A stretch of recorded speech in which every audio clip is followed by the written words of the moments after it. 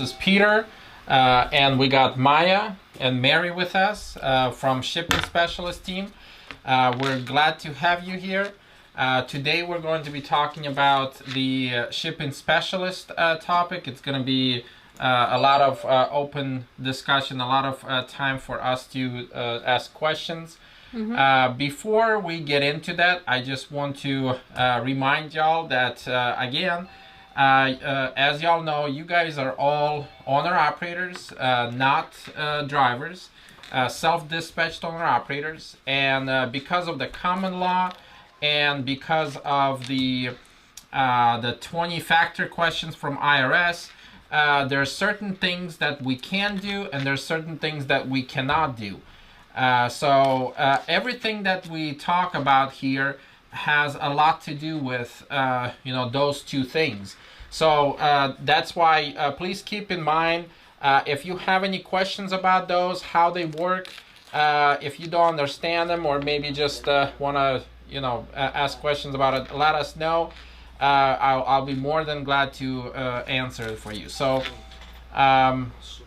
yes, I'm just admitting everybody in. As you're coming in, please make sure that your names are there. Please make sure that your at least the first name, so that we can put you in for the raffle. Yes, for the drawing, for $300 drawing. And today we're gonna have again the $300 drawing and also the 3 points, so that it goes towards your BTO card. Everybody's a winner in that sense. Yes. So yes, just to continue, I wanted to remind y'all that we do have a referral bonus going on, and this is another way how you can win $500 to you. $500, the way it works is $250 is first given after 60 days. And then another 250 is another 30 days, so that's total of 90 days. But basically, after you refer somebody and that person, starts booking loads from the pickup date, it Correct. starts.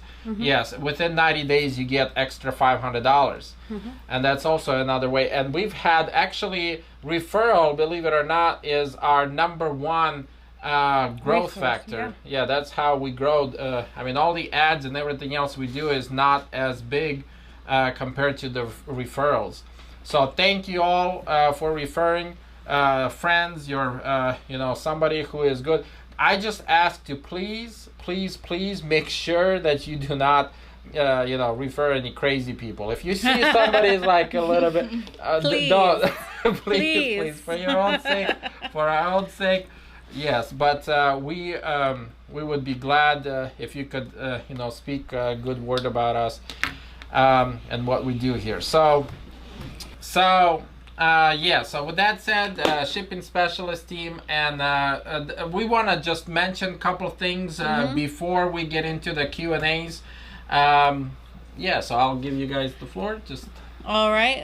Well, we're going to hand it off. I'll hand it off to Mary here in just a second. But these are things that both of us have noticed just throughout the workday that could, help speed things along for you guys to get your rate cons, just to make booking more simpler for you guys. So first off, I'm going to start off by saying broker and customer relationships. Those are very important. Now, I know some owner-operators have been trying to get direct shippers and everything like that. Those can be very difficult to get, but I just want to stress how important it is broker and customer relationships are. That is how you get loads. That is how you make it through the rough times, whenever we hit those slopes and stuff. So I want to make sure that if you do come across a broker that has been difficult to work with, and I know that we come across those every once in a while in this business, please don't decide just to write off that brokerage company entirely. Oftentimes I'll get a broker who was not happy with with somebody that didn't meet all requirements or something, and they want to just write someone off, and I said, we can't do that. So I ask you, please do not write off an entire brokerage company because of one bad broker. Okay, there are other brokers that you can deal with and everything, and again, we have a list of broker contacts that we work with that have done right by us. So I just ask for you to always keep that in mind. Next thing that I want to add something. Oh, okay. Go ahead. So going a little bit more into broker context, I know a lot of you guys book this loads and y'all either run into issues at the shipper or en route, whatever it is. Please do not feel like you can just up and say, I'm going to cancel my load. You do at least need to try and communicate, try and get the problem solved.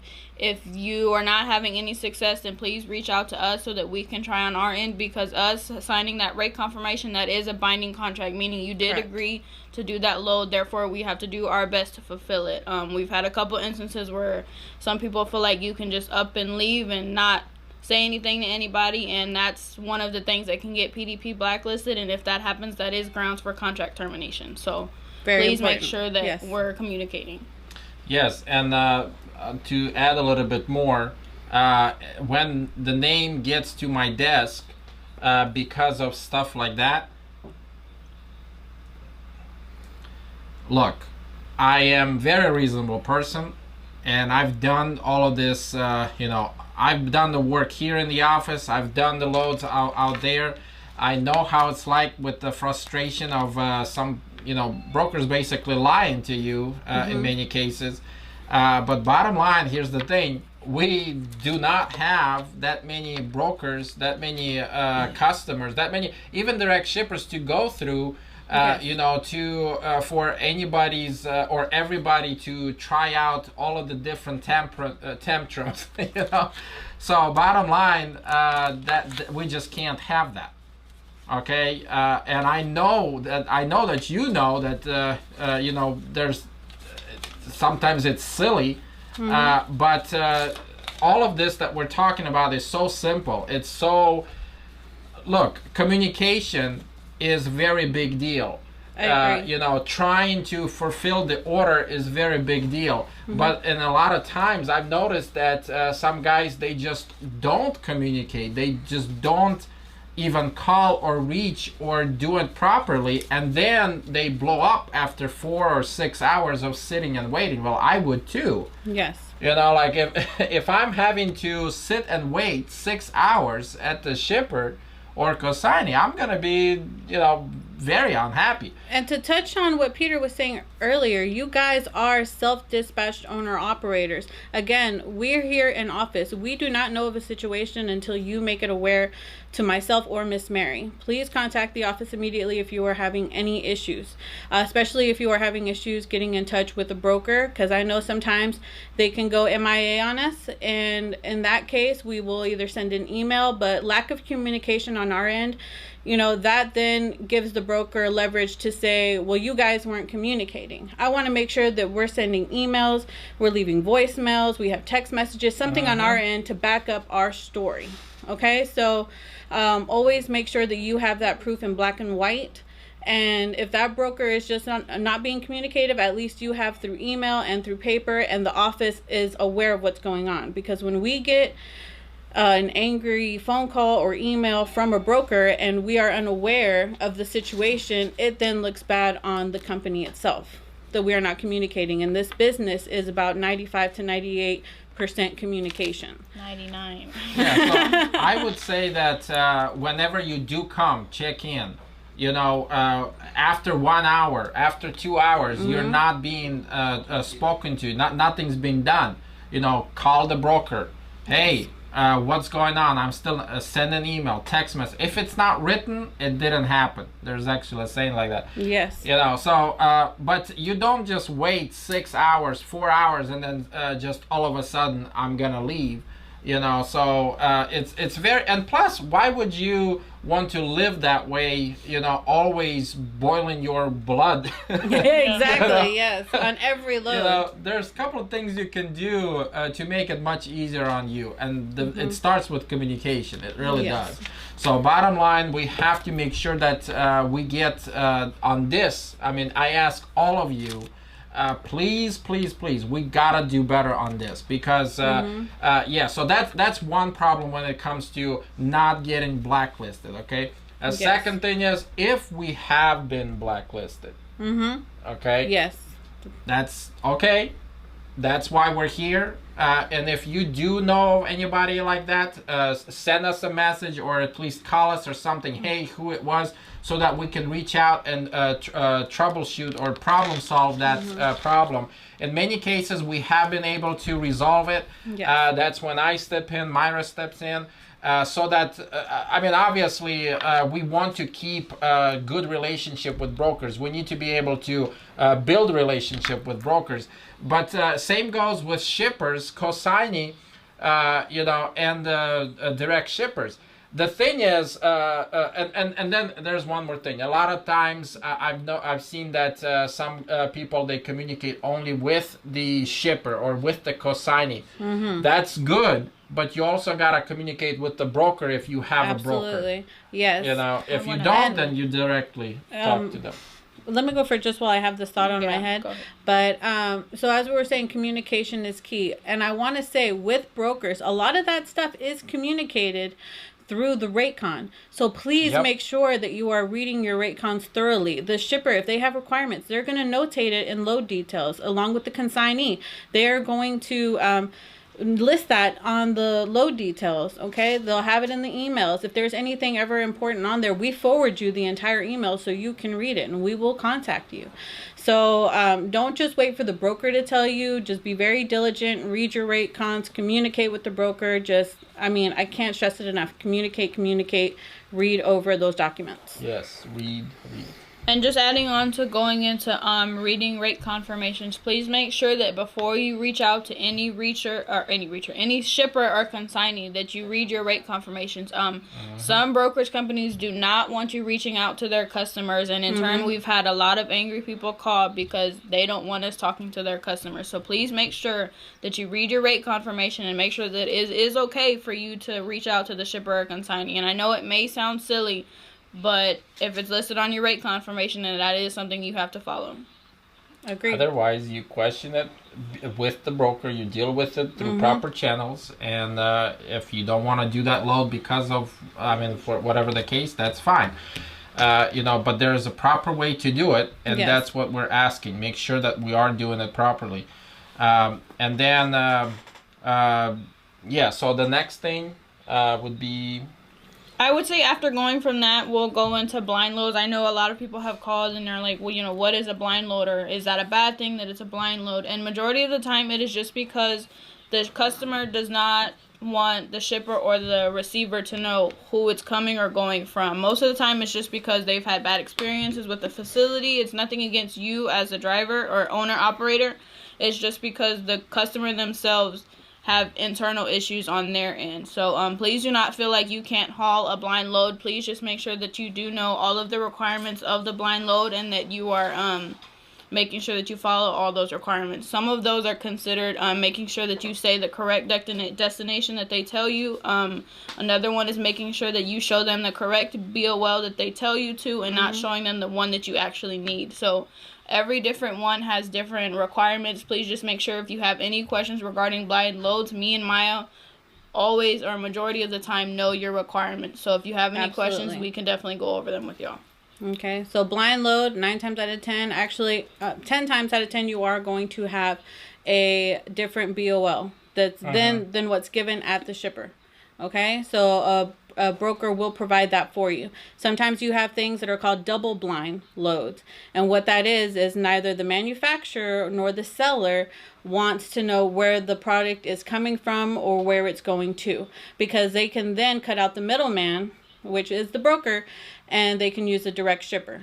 Okay, and then that just cuts business from there. So it's like I said, it's a variety of different reasons why these loads are blind, but just make sure when you fall under that, if you have any questions, you can reach out to the broker, myself, or Miss Mary, and we will guide you through that entire load.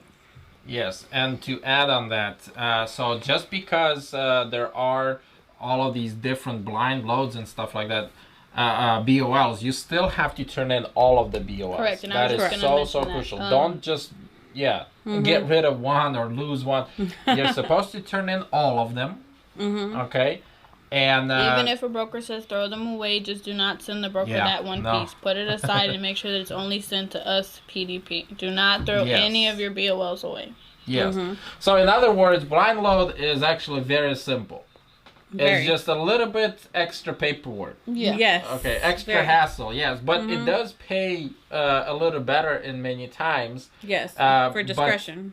For discretion. So just that's up to you if you want to deal with that or not. But if you do, they're most likely gonna tell you at the time of booking, hey, this is a blind load. And a lot of times when I book loads, they say this is a blind load. You know what that is, right? So if you don't know, and it's okay to say no. Like if you don't know what a blind load is, just ask them to explain it to you a lot of times. Absolutely, yeah. And they're like, oh yeah, I can do that. Don't be afraid to ask a question. No questions are silly in this industry. A lot of new things pop up in this industry every single day, and we just want to make sure that you are avoiding situations like getting your load rejected at a receiver. Okay. Yes. All right, so next thing is canceling loads, or I should say excessive load cancellations. That's a big no. It all kind of comes together. Look, we want to make sure that we are giving the best type of customer service to the brokers. You, the owner-operator, your customer is the broker, shipper, consignee, direct shipper if you have those.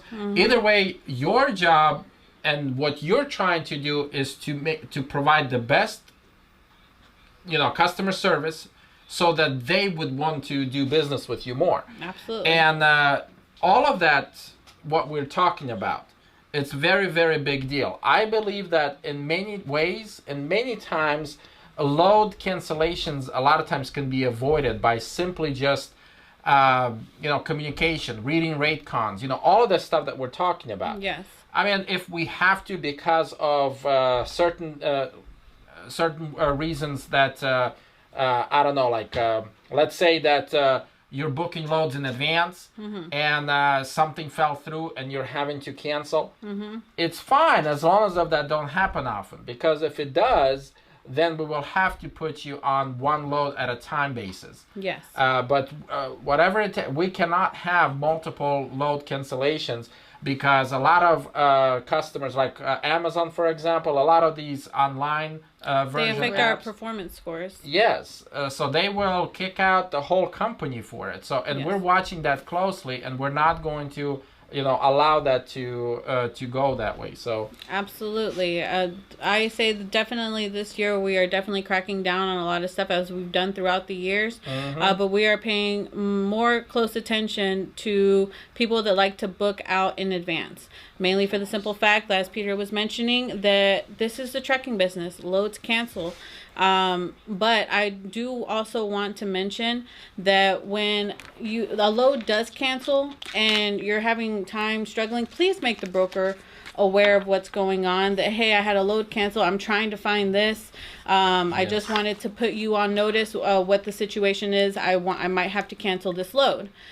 Because if you don't give them enough time to get that load recovered, that's when a broker gets upset and they talk blacklisting a company. And an alternative to that is if you do feel yourself being held up on a load, or you think that you're going to be cutting it a little close to an appointment or a time frame that you have, it's a simple question: can we move this around? Can we make it to where I can still fulfill this load? All you have to do is a simple yes or no, and the worst that they can tell you is no, and then you just let them know, okay, I do not feel like I'm going to be able to do this comfortably, so I want to let you know now so that you can recover the load. And a lot of times they will even act on that, because if it's a very high demand load or something where they have to for some reason, then maybe they'll cancel it for you. Bottom line, if you won't be able to do a load, doesn't matter how much you're gonna lie about it, you're just gonna get yourself into a spiral of lies and not gonna be able to keep up with it. So communication, it's easier and better to just communicate and then do one load at a time to make sure that yes, you got this. But bottom line, we just cannot have excessive load cancellations,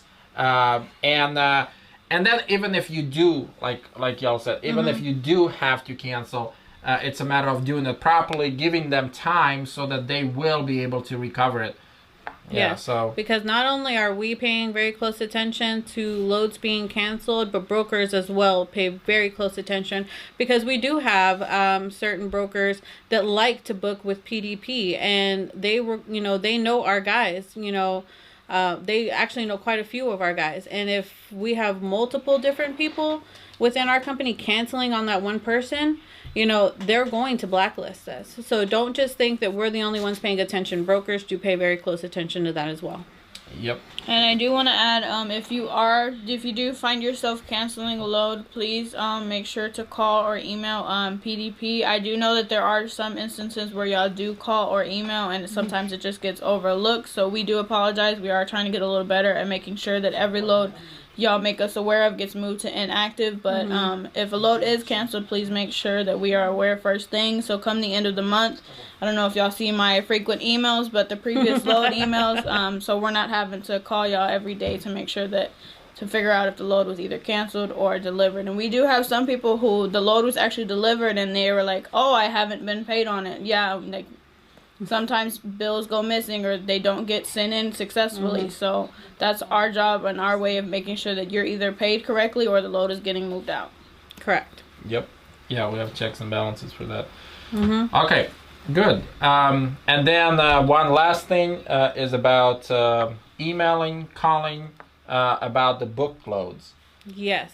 So we have had some instances where we sign a load and it's not the complete details that y'all have agreed to. So when y'all do call or email about a load, please make sure that y'all give us as much info as possible. And really all we need is the brokerage company, your pickup state, and where it's finaling. Y'all can give us all the states in the middle so that we can make sure that everything is correct. But the main details that we need are your first pickup, your final destination, and your rate. Your final destinations, your pickups, and your rates are very imperative, because if we're not aware of your pickup or your delivery or even your rate and you'll just give us the brokerage company, we go ahead and sign it because you've given us the okay. Pretty much. Please make sure that we're getting all the details that we need for the load so that there's no one having to run a load that's not the details they agreed to. I agree, because I know in certain instances that it can be about the days of which that load picks up or delivers and everything. We've had a few discrepancies on those when we've signed rate cons. So if you feel you want to be more detailed in that aspect, more details, I'm never going to say no to more details. Be as detailed as you want to. But that is something that is very important, and it gets that turnaround for you to get your rate con as quick as possible. Now, last but not least, I do want to touch on the load boards. I did receive a lot of requests for you guys to get on load boards. Right now, I am waiting to hear back from certain companies such as C.H. Robinson, XPO. I'm waiting for approval emails to get through. So if you haven't heard from me, don't think I've just dismissed or forgotten about it. I am diligently working on this. As soon as I have any information for you guys, I will reach out. Now, also, again, I do want to advertise the load boards that we do have. We have TQL, we have XPO, we have Night Swift, we have Amazon Relay, Uber. I wish I could remember them all right now. Transfix, Echo, and there's more to come, because constantly we're looking at new load boards. We get emails every day with companies coming out with their own apps.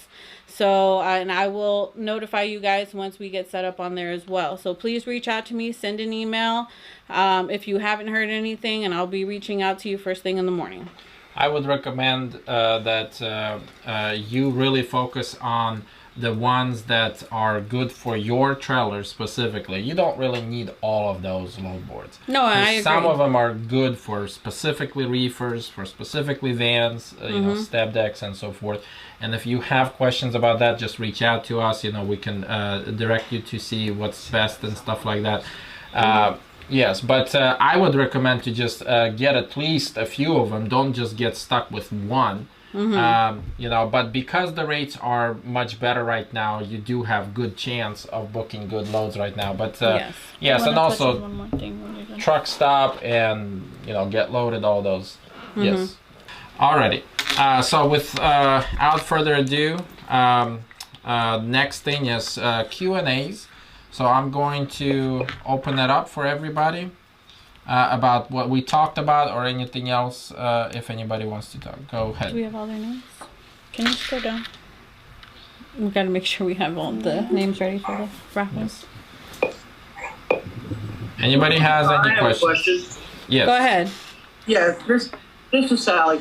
Hey, on those Amazon, when we block out, do they send you the rate con after they block us out? After we receive the load, how does that work? Are you talking about for the contract freight? Yeah, for Amazon. Like if we do Amazon, like I blocked out for November for the Phoenix terminal, Amazon. Okay. How do they send you the rate con or? Everything. How's that gonna work? Everything that you do through Amazon is going to be through the app. So if you book a contract freight all through November, it's going to pop up on your application. It's going to go under the trips side. So you'll see everything. You'll have all your information. It'll have where you're going to scan whenever you get to your to the shipper, also to the receiver. Everything that you will need will be done through the app. Nothing will be sent to PDP's email except for the fact that you are under a contracted freight with Amazon. And from there, we do have a link that they do email to us, and we just kind of snip and create our own rate confirmation to send you a load number. And this is how we make sure that you have a load number, an actual quote unquote rate confirmation to look at. So as far as making sure that you get a rate confirmation, we do have our own personal ways to snip and create your own PDF for your rate confirmation. Okay. Okay, now, so when we're finished, do we send BOL anything then, or nothing? Or does Amazon send everything to you? No, then? you would need to send in your BOLs. Okay. Amazon is just like any other load. The only difference is Amazon does not really have any live representatives that you can speak to. It's more so all online and through their portal. So Amazon does send us a link. We will need your BOLs and to turn it in like everything else. And they all do get invoiced in a certain period. So please make sure that y'all are turning in BOLs for Amazon. And if you have not received a load number for your Amazon load, please make sure to call, because sometimes they don't always send the email and we're not always aware that you're under an Amazon load. Correct. Okay. Thanks. Communication. Okay, I have a question for you. Can you guys hear me? Yes. Yes, Dean. Go ahead. Okay. Okay. My question is, okay, I heard you say that the rate con is a binding contract. Okay, once it's signed. Okay. Now my thing is, I'm having issues with getting my detention. I'm calling, emailing, and the brokers go ghost on you after the load after the load is dropped off. I mean, you cannot get in contact with them through phone calls, emails, or absolutely anything. And right now, I am owed so much money behind detention pay because the brokers go ghost on you. You can't contact them. However, when you have their load, they'll call you all day checking on you. But as soon as you drop that load or pick that load up, you can't get in contact with nobody. Okay. Here's what I'm gonna say. As long as if, first of all, this is where it comes to reading that rate con, okay? And as long as if it says on the rate con, detention paid at so many, that interval or this or that, you're pretty much covered as long as if you follow what's on that rate con. A lot of times they do already give you the, the rules on how to get it. And as long as if you do that, you don't even have to ask the agent or anybody else. It goes automatically through the system. As long as if you have those times ins and outs on the BOLs, everything gets submitted. And then when it gets to the billing department, and a lot of these brokers, as you know, they have different departments. One for shipper, one for agent, one for billing, all of this stuff. And then as long as if it's all states in there, it just follows along a procedure, and it makes it so much easier for you, for us, for everybody in the office, for agent. So if it does not say anything about on the rate con about the detention pay, and then when you are doing the when you're at the shipper or consignee, That's when I recommend saying, okay, well, first of all, it's been 2 hours. Okay, or it's been 1 hour, it's been 2 hours. Why, nothing's been done? Okay, is something going to be done? Because otherwise, what is the rate? What is the policy about detention? On the rate con, I wasn't able to find anything. So how does this work? And that's when you start to ask the brokers, and while you're communicating with them, and it gets them a lot of times, kind of unease and stuff like that, and they try to avoid the detention because they know that it's going to be hard from the shipper. The biggest problem that I've seen when you don't, get paid, or whenever we have to fight them, is, okay, there's nothing on the rate con about the detention pay. Or if there is, you haven't followed those things that's on there.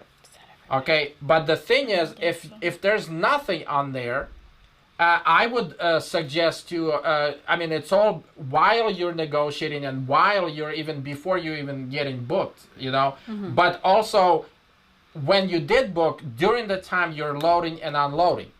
Okay, you have the better chance while it's all happening. Afterwards, after the effect, it's very hard to get. Okay, because at that time, you're basically fighting the agent already after the battle has been fought. Okay, you have no standing ground, and it's very hard to prove to somebody at that time, which, yes, it is hard to do it, and we've done it sometimes, but bottom line, again, whenever you're going at the shipper, at the consignee, it's best to just, try to even basically bug them about it, or mention the detention pay, so that there is, no detention, so that basically you're in and out of there fast, and that's it. But the problem is, if you are sitting at the shipper for 4 hours, you have not said a single thing, and the rate con says at 4 hours it starts, and you're basically, or the rate con doesn't say anything at all, and you're just basically, the common something, trucking law somewhere, somebody, a trucker told me that it's 4 hours, and that's basically very, very hard at that time to do. What were you about to say? One thing you do need to make sure that your detention policy is either listed on your rate confirmation, or you get it somewhere in black and white. One issue that we do have is some people will miss their appointment and still get worked in, but then still want detention. Some brokers have it to where you being late completely voids any detention that you can get. And another thing is, they also do list on the rate confirmation, some brokers, that if you're getting past that, close to that 2 hour mark, or past that 2 hour mark, to make sure that you check in. And some people won't even pay out if you're not checking in, because of the fact that you're past that 2 hour mark. So please make sure that you are reading your rate confirmation and following any rules or regulations that they do have listed on there. Yeah, because otherwise... And I know what you're going to say here, Dean, is that, because hello, everybody. I just want to tell you that I do book for few owner-operators, and there are times where I have gone after detention pay for some of them. And in certain cases, we can call as soon as it's the second hour and let them know. Be like, okay, just record your time, send them in, and we'll get them taken care of. And you do, and you follow all the steps and everything like that. And then those people go MIA and stuff. And, unfortunately, it is the nature of the beast. That's trucking sometimes. Sometimes you are going to come across a customer or a broker that completely just goes MIA. Even as you're at the shipper, to ease your mind, they will sit there and tell you, just put in your in and out times and send them in to this email, or once the load is completed, immediately send them in. I have done that, where I have immediately sent it in as soon as that they are out from that shipper or out from that receiver, and I've sent it in. I'll get BOLs from, billing and stuff, and they just aren't. Now, I don't want to give you guys, lack of hope that you're not going to get your detention, but I just want to be honest with you 100%. Sometimes you will come across situations where they do not send it out, and in cases like those where PDP has to step in and fight, we can invoice the companies themselves for payout. My point is, there's two parts to this. Okay, first of all, put yourself in a better position to make sure that you are able to get the detention. Okay, and then that's already the battle halfway won. Okay, and then yes, if everything you've done right, literally by the letter, and you're still not, there's a couple things that we can do and you can do, to pressure the broker to make sure that we do get it. Okay, but it all comes to the relationship again with that broker agent or with that shipper or the direct shipper, because if they see that the relationship is worth it, okay, and right now they have a lot more loads than trucks. Okay, we have the advantage right now, so it makes it a little bit easier for us. However, my thing is, I've seen a lot of times the guys don't even put themselves in a position to be able to get, to qualify to get those. Okay, so that's one thing. Make sure that you do those things, and then if you still did everything and you haven't done, it's just a matter of fighting it. Because at that time, I mean, that's just like you said, you send it right away. Yes, and we can help you. We do that. Don't give up. There's still a good chance if you have everything by the book. I would be less hopeful if there's absolutely nothing on the rate con, you were late, some other reasons why, very hard to get, basically. But yes, that's basically what I want to say. Anything else? So I understand that I understand that PDP like to,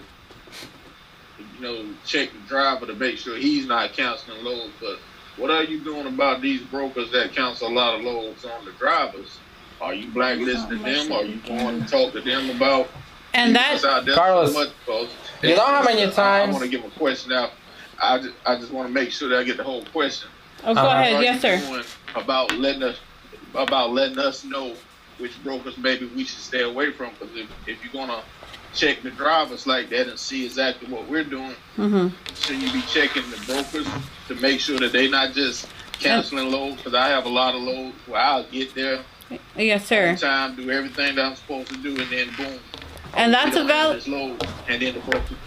And that's a very valid question. And what I say to that, honestly, is that remember, you guys are self-dispatched owner-operators. You guys are speaking with these brokers one-on-one. If you come across one that has wronged you, definitely sever ties with that broker. And don't tell go us back about to them. it, too. Yes, so we can share the news. Because we don't know. That's another way that we can check these guys on their work and everything. Where if I have a Brian calling me from, let's say, XPO or something like that, and I know that a few of my owner operators have complained on this guy, I'm not going to want to book loads with him or, have him as a direct contact. I'm going to remove him entirely. And that's why on our auto truck post that we offer, we give you guys the access to basically say who you want to do business with. And when you're booking loads with people, that's a way for you to basically rate that broker or that company itself, Make notes. Make sure you don't work with companies like that. I know certain areas that I avoid going to because there's certain facilities and that they take all day. They're always behind. They're always a day behind. So I avoid those facilities intentionally. So again, there is the things that we can do on our end, but it all has to come from you guys. You are self-dispatch owner operators. Inform the office. We'll keep a list of a do not use list of people that we recommend not using. Yes, and a lot of times, right now, it's all manual. Yes, we are working on a couple of ways on how to make it more automatic or more streamlined for everybody. But like, for example, I've been blocking TQL for so long. Yes. I don't even whenever I see a load board and TQL, for me, all of those loads, they're not existent there. I just skip them. They don't even count as loads for me. But they have skimmed and every single thing, every single load that we do, there's always some kind of issue, some kind of chargeback, something to where whatever you negotiated, I'm sorry, that's just not 50% of the time, it's not gonna be what you negotiated for. Yeah. Fairchild, there's a couple other brokers, and like TQL, I actually had it blacklisted and for everybody, and there was a time when I said no more TQL, nobody can book TQL anymore. And then we got 2019, and it was hard, you know, with rates and stuff. So I understand how some people kind of just, well, you know, that's the only load there. Okay, today and for the next probably 2 years, we're not gonna have that issue. So I would recommend TQL loads. Don't do them. C.H. Robinson, you know, J.B. Hunt. That's just my personal, but there's a few of them like that. And then yes, you talking to us and telling us who they are, so we can share that. Yes, go ahead. I just wanted to say that, you know, like my wife, she dispatches me, and she asks all these questions of, you know, are the shipper, are they going to get him in and out? You know, is the receiver, is there going to be parking there? What was their last, you know, the last load that you took there? What type of receiver are they? Mm-hmm. You know, and it's just your due diligence. It's your own. Absolutely. You know, it's your own idea of what it sounds too good to be true. It probably is too good to be true. Ask the question. You know, like I've seen a lot of loads lately that have been, the price is high, but then the receiver, it's like, you know, it's only 700 miles, but they want it 3 days later, you know? Mm-hmm. And so that's all, you know, that's how we avoid that stuff, is by she has a whole list of questions that she asks specifically so that we don't have to deal with that type of thing. Yes. Also, I recommend checking reviews. Yes. I know my dad and my mom, whenever they do the loads, they have a reefer with us. They always look at the reviews for the shipper and consignee, so that they can see, you know, what to expect when they do come. And sometimes, you know, right there and there, you can see, you know, if they're good or bad. Mm-hmm. But yes, just simply asking questions. I completely agree with Joe. You know, asking questions and reviews. I mean, reviews for, if you look at reviews for brokers, you'll also see who are good, who are bad. But I do not do business with everybody just because they're on the load board. You're supposed to, I strongly recommend to build relationships, yes, you know, with a few. I would say 3, 5, you know, 10 people that you can trust. And especially right now, because the rates are so good, you know, it'll just make it so much easier for you to do booking, you know. So, and then look out for the load board only when you need it. I just wanted to chime in. I actually booked 2 loads through TQL, and I actually know the brokers. There is some brokers I won't deal with TQL at all. Mm-hmm. So I kind of pick and choose my battles with them. Mm-hmm. But there is a couple good brokers over there I do business with, and these last 2 loads, the one I'm delivering now and the one I'm picking up tomorrow, are TQL, and they're well paid. One of them is 450 miles for $3,000, and the other one is 720 something miles for 2,600. So beautiful. I mean, you can't blacklist them all the way. There is a couple good. Yeah, there's a couple. Yeah, I agree, and that's why I did say. Exactly. Which is why we don't, you know, force it on anybody anymore. We just let you guys decide. But again, that's why we have all of these topics, these conversations, so that you can. Though. Yes. There is a couple good brokers over there, though, but I say beware of them too at the same time. Yep. Yeah, TQL is good. It's not an 800 number and there's no reference number, I avoid it. Yep. With no, yeah. That's what I do too. There's no reference to them. You won't get directly to the broker. Like I said, it's just basically doing your due diligence, fellas. I mean, honestly, that's what it comes down to. You guys have got to look into the brokers. Take notes about certain brokers that you don't want to book with. Take notes of certain facilities. You know, don't just ask what city and state is it going to. Ask them what facilities it's going to, because maybe you come in encounter What's with the best. product? yes, what the product is and everything. You can tell. Because sometimes, you know, what you can tell by what you're hauling, oh, it's going to be muddy. It's, you know, I'm going to have a trailer wash. Are they going to cover that? You know, it brings up a lot of questions. Avoid Walmarts at all costs. I know some of y'all have good experiences with Walmarts, but we absolutely avoid Walmarts at all costs because strict appointments, if there's anything that goes wrong at all, it's oh well. And if you're stuck on the load for 3 days, then... Or 9 days. Yeah, you have to do what you have to do. And going off of TQL, it is a hit or miss. A lot of y'all do have some good experiences with TQL, and a lot of y'all do not. We just do want y'all to make sure that y'all are aware.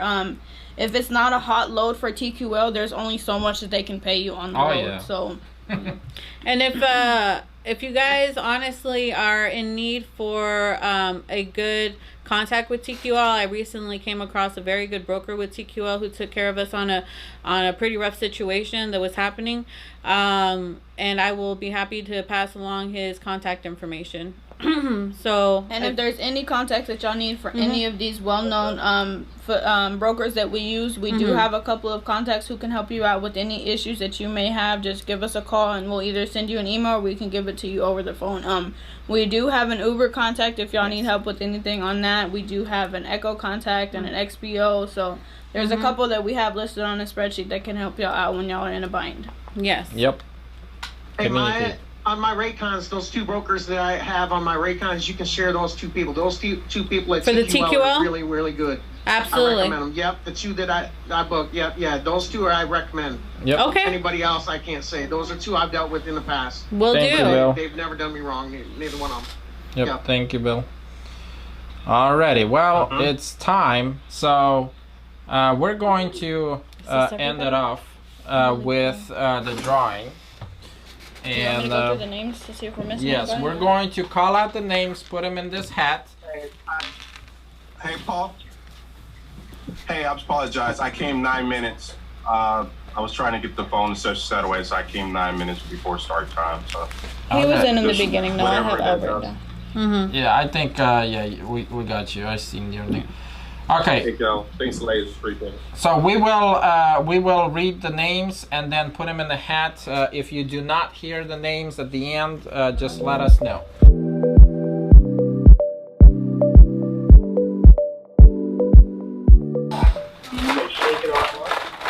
I like them when they're small like that because they can jump and everything. Oh, okay. Understood. All right, my lucky hat. Texas is the best state. Oh, yeah. Just kidding. Can't fall back after a statement like that. Just gotta stick with it. Right. Alrighty. Oh. All right, countdown. 5, if you pull my name out the hat. 4, 3. I'm gonna remember that. 2, 1. I'll let Mary do it. So y'all can send y'all's calls into her. On the spot. Too stuck to my finger. $300. Everybody gets 3 points, by the way, for their BTO card. So Mr. Young. Mr. Young. Yay! All right. And yes, guys, his name is Mr. Yes, I know. And he's been with us And for he a is while. young. So yes, already. So thank you all for joining us again. Next Monday, again, we're going to have a surprise for you guys. Or I would say a double dip surprise or whatever you want to call it. But yes, thank you. We'll see y'all next week.